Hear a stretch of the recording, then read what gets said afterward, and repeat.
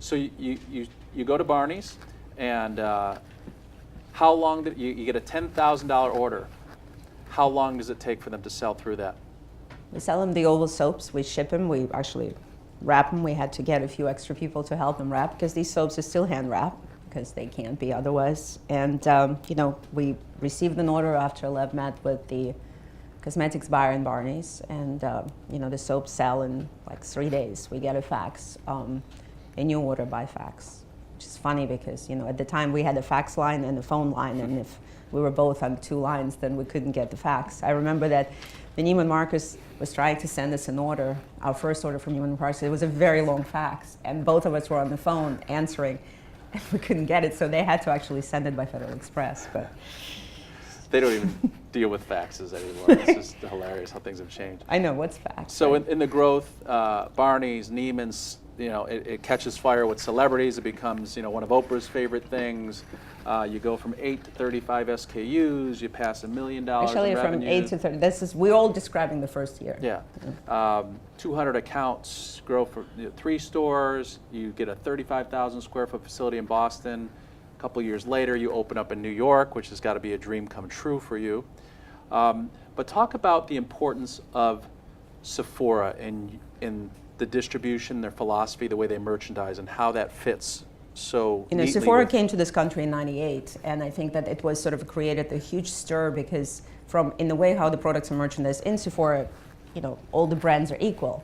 Everybody's presented the same way. I mean, you know, when you walk into that store, you sort of like, by the judgment and authority of the store, you know what's interesting. And it's not by necessarily the size of the company and how it's presented.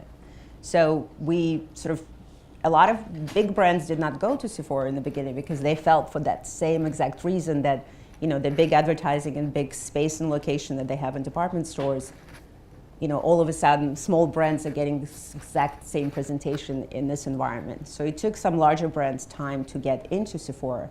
But on the other hand, it was really great for smaller companies like us, and, you know, at the time companies like Benefit and Stila, who actually weren't huge in those days. And, you know, when you come to a Sephora store at the time, you know, people were actually exposed to these brands that they've never seen before or heard before. And for us, it was an opportunity to expose our product to people in, you know, geographical locations that we would have never been able to access by having our own store.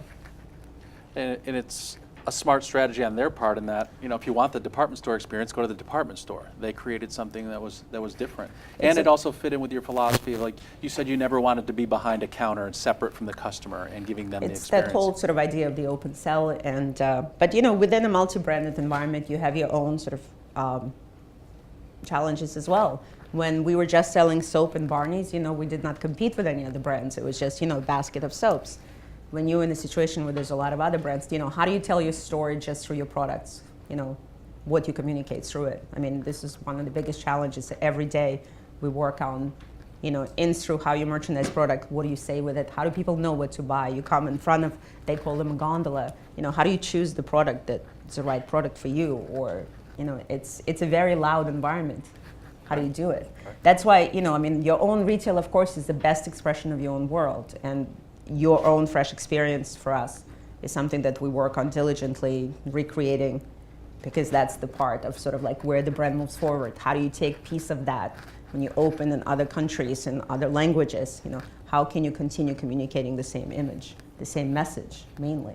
Because at the end of the day, you know, it's sort of, no matter how many different languages people speak, we all sort of live in this world and we're of this world. We get the message.